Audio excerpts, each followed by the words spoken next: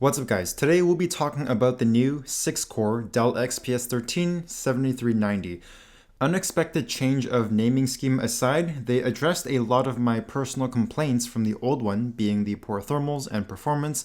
I also wanted a brighter screen to match the MacBook Pro and the Surface Laptop 2, as well as a couple of other smaller things. Not that this Ultrabook was made for performance in the first place, it is running a U-series ultra-low voltage CPU and integrated graphics, but for lighter tasks like photo editing, particularly with raw photos, I can reasonably see people doing that on this laptop given its portability and very nice screen. However, editing raw photos will spike your CPU to 100% while it renders everything out, so it's a task that can be done on pretty much any modern computer. It's not something that requires the processing to be done in real time like it is with video editing, but it will benefit from better performance, and for those kinds of tasks, that's where I see the thermals and performance improvements being useful. With that said, let's talk about the thermals and the performance. Like with all their previous laptops, this one also does not have manual fan control, but they do give you these fan profiles for some level of control. I immediately noticed that the fans ramped up much faster and much earlier than the last gen 9380. Not enough to be annoying in like a library or any quiet space, at least from my normal usage, but enough to prevent it from thermal throttling from light tasks. Performance hasn't really changed though with the new 10th generation U-series CPUs. They're more about energy efficiency than performance, with this 6-core CPU being the obvious exception. The model that I'm reviewing is configured with the Core i7-10710U with 16 gigs of RAM and a 512 gig SSD. Taking the bottom panel off, which is doable but also very difficult because of the clips holding it in place, it's one of the most difficult laptops I've had to work in. You only have access to the SSD. The RAM and the Wi-Fi card are both soldered on.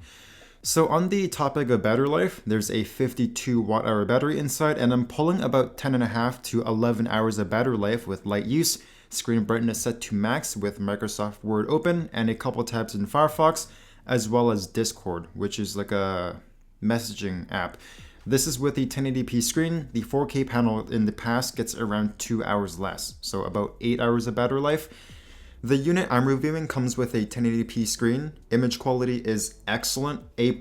I consider 1000:1 contrast to be good, and an average delta E of under 2.5 is considered perfect color accuracy, so imperceivable to the human eye.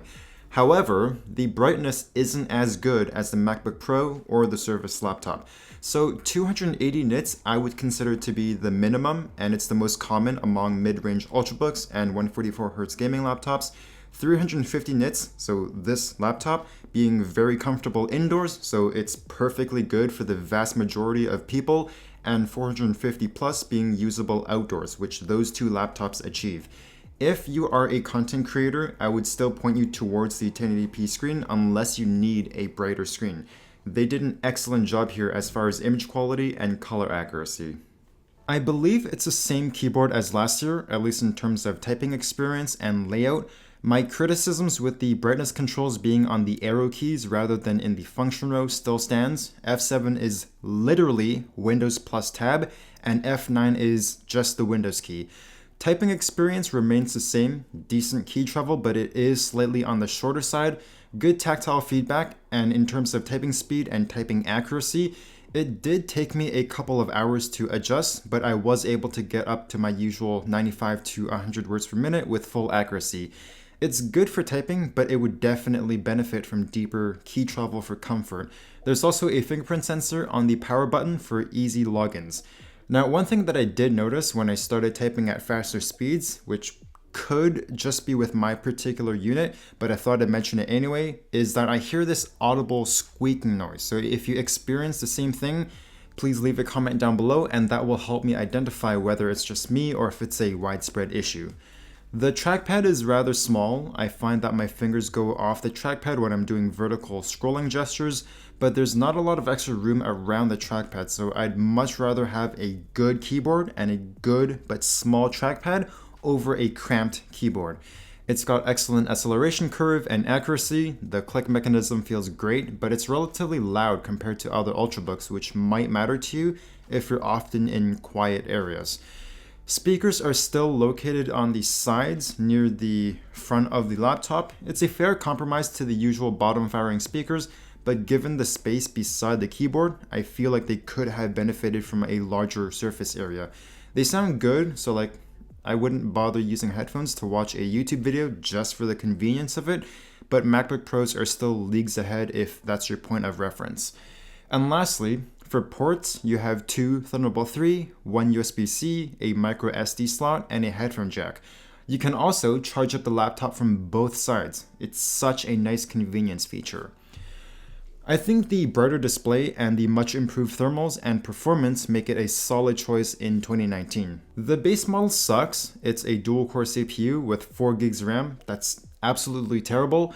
But the $1,200 model bumps it up to a quad-core CPU and 8 gigs RAM, which I think is fair for the overall package. You could also get 16 gigs RAM, but the SSD I would definitely upgrade myself if you are comfortable with taking off the bottom panel, because you can buy 1 terabyte drives for $80 now. It's dirt cheap. So that's the end of this video. I hope you enjoyed it and I hope you found it helpful. I will see you next video in the Mac Pro review.